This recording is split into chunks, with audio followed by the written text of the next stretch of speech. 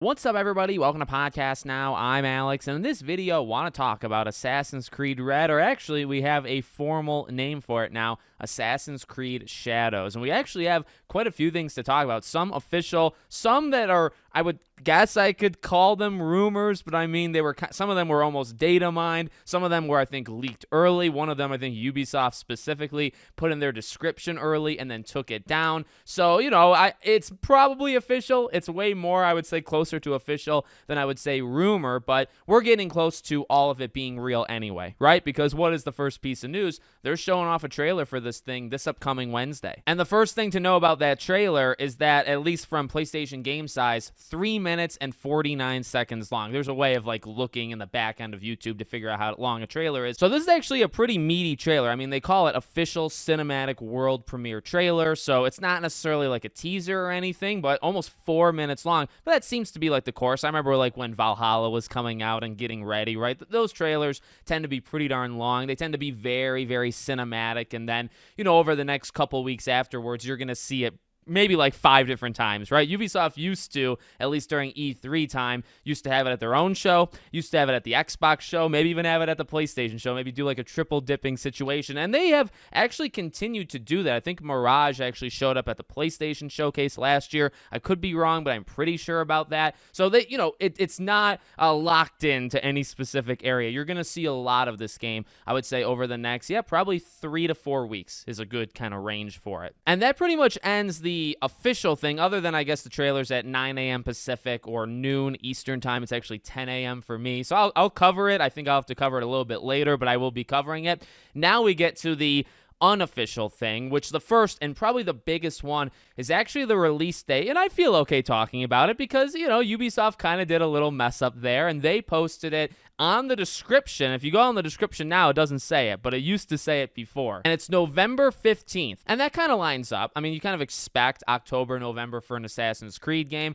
I think it probably makes even more sense when you think about, and we've talked about this, right? Star Wars Outlaws. I think that's August 30th, maybe 31st, but it could be 30th. So, very end of August. You pretty much give all of September to Star Wars, and then maybe even consider October, I guess, is Star Wars' month, and then the month after you get Assassin's Creed, and it's right before Black Friday. I've said it before, actually, regardless of the quality of these two games, they could be good, they could be bad. I think Ubisoft is going to have a pretty good fall. Technically, I think they're two different quarters, right? Because one of them ends the end of September, and then October 1st would pick up the next quarter. So Ubisoft might have back-to-back really good quarters to show investors and whatnot. Hey, look how well Star Wars did, and then hey, look how well Assassin's Creed did. So we've been saying that for a while, and it's why I thought that there's no way Assassin's Creed was coming out in September at the very least, right? It was probably October, maybe mid to late October, or November, and then we get November. And there's really only two other things to talk about. Both of these are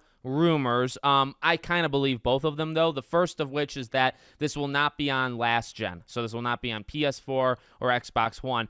If you thought that, I'm sorry. Honestly, I never would have thought that. We're in year 4 now. I've talked about this before. And to not make it confusing, this is not about the graphics or I need all this high fidelity stuff. I have a whole channel where we look back at old games. No. I'm talking about when you have a new console, you put games out on the new console, and over time, especially year 4, you kind of ditch the old one. You don't really need to have Assassin's Creed, plus a variety of other factors, such as resources to put Assassin's Creed on those. You don't need it, right? So I would have expected that. My jaw would have hit the floor if they would have said that this game is also coming out on last-gen consoles. I never expected that. And we didn't get confirmation, I guess, yet, right? I'm sure they'll do that on Wednesday. But the rumor, I believe, from Shinobi on Twitter is that it's not going to happen. There's only one other part to it, and it's the Season Pass. Now, I won't get too hard on the Season Pass because, I've been told, I have to be real and honest, I haven't done the Season Pass or the expansions for the last couple Assassin's Creed, but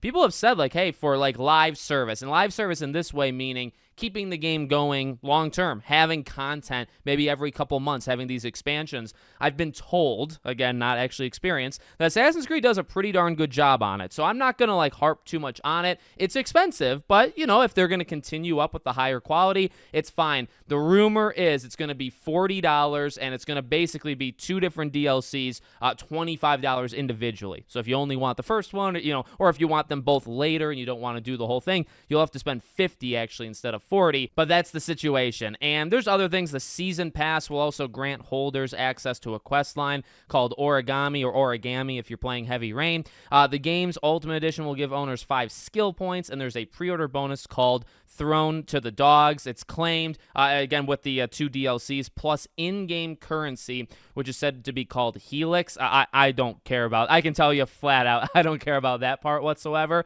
But there you go. I mean, that's a good amount of info. And, you know, I think we'll get like a tone setter, atmosphere setter on Wednesday. I don't know if you can go too much, like I'm just predicting here, right? I don't know if we're going to be able to go too in depth with what is shown in terms of, oh, okay, here's what this is going to be like, or this is what's going to look like or play like. I think those things will come later. This is about, I think, hype and selling the idea of what this game is, and then, you know, you might see it at the PlayStation show. I don't know about that one. I know the Xbox and Ubisoft show are actually back-to-back days, and that does line up. Again, they used to do that with E3. They used to show it. I think sometimes they would show the game not even at their own show, like announcement. They'd show Assassin's Creed, or they would show Skull and Bones, or whatever it might. Skull and Bones, they maybe did it on their own, but they would do it at another show, and then they would say, hey, join us tomorrow because we're going to show it at our own show. And that was kind of like classic Ubisoft E3-like. I remember like watching that back in the day. So I would not be shocked, right, if we get like a gameplay trailer at the Xbox show, and then the day after at Ubisoft, you get like a 15-minute, like it's a deep dive. It's like the main thing of the show. That's what I think is going to end up happening. And then we'll be able to judge it a whole lot better, right? So let me know what you guys think in the comments. Make sure, as always, you're subscribed to the channel, bell icon turned on, and I hope to see you all on the next one.